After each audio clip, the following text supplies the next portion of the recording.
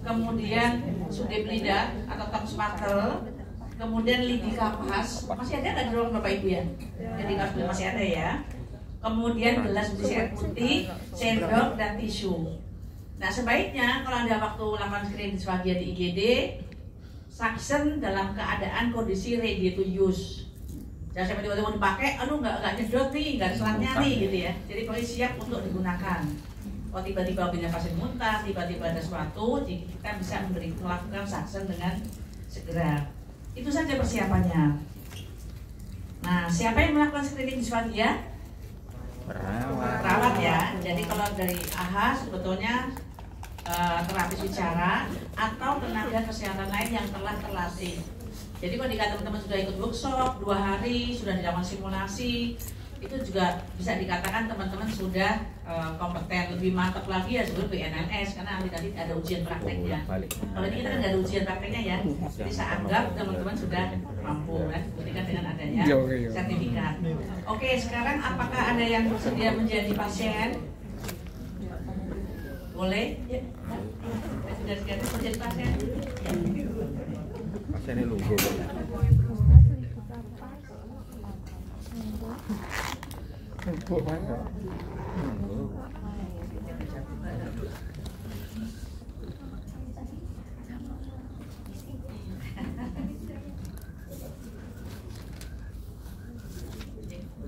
Nah, ini kan pura-pura pasien di IGD ya.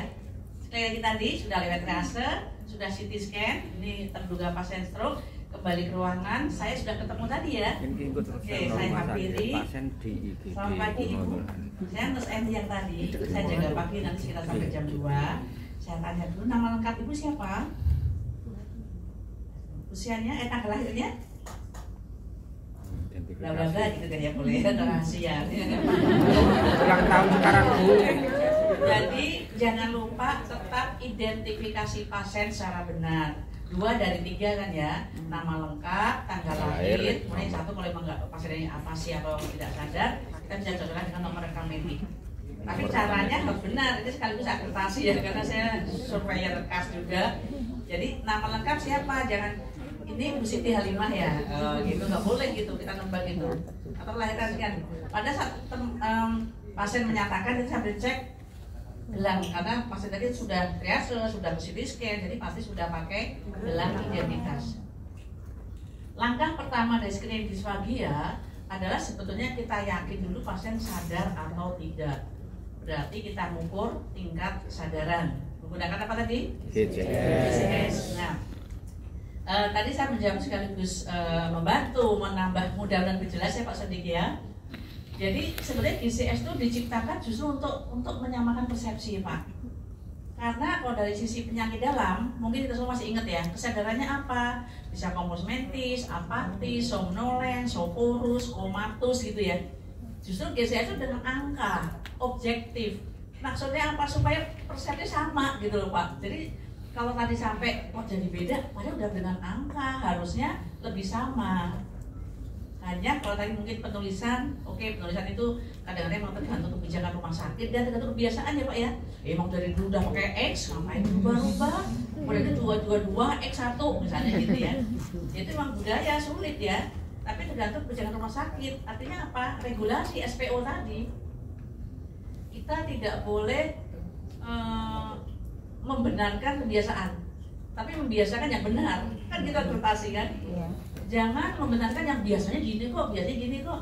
Harus membiasakan yang benar, ini benarnya begini. Tapi itu kan benar menurut versi kami. Kami pun juga bukan karangan kami. Kami juga menurut jurnal, berbagai literasi gitu. Tapi itu tadi kalau kebiasaan, seperti saya dulu di ICU RSCM misalnya. Oh kalau saya pupil itu kalau cepat itu positif 1, kalau lambat plus min, kalau negatif. Ternyata menurut literatur, kalau pupil MCL yang cepat itu positif 2 tulisnya. Kalau lambat positif 1. Kalau negatif berarti nggak ada 2 tetap 2 gitu. 3 tetap 3, komplikasi tapi nggak mengecil. Nah itu kan seperti tadi bilang kebiasaan, apa yang benar. Kami rumah sakit pun waktu memang membuat yang baru tahun 2003 baru buka kan. Saya mungkin Bu Elis masih ingat, saya kumpulkan, saya dikasih modal 30 perawat. kita bikin SPO, tapi saya nggak mau ikut RCM. Saya sebagai manajer perawatan di RCM waktu punya kopinya semua punya, tapi saya nggak mau. Jadi saya bekali dengan 4 buku mereka, clinical skill. Jadi clinical skill itu SPO-nya dalam bahasa Inggris itu menurut Taylor, menurut apa, ada 4 buku. Nih kasih nih textbook 4, kasih jurnal-jurnal, kamu buat SPO sistem kita rumah sakit PON. Itu Pak awalnya. Jadi itulah kami akhirnya tadi E, 2, V-nya afasia berdasarkan tadi berbagai literatur tadi itu Pak. Nah akhirnya Pak dokter ngikut kami. Ya karena waktu itu memang kita perawat yang menguasai perawat yang banyak ya. Perawat sudah 30, dokter baru 2. Itu kami naik, perawatnya 120, dokternya 10. Itu banyak perawat.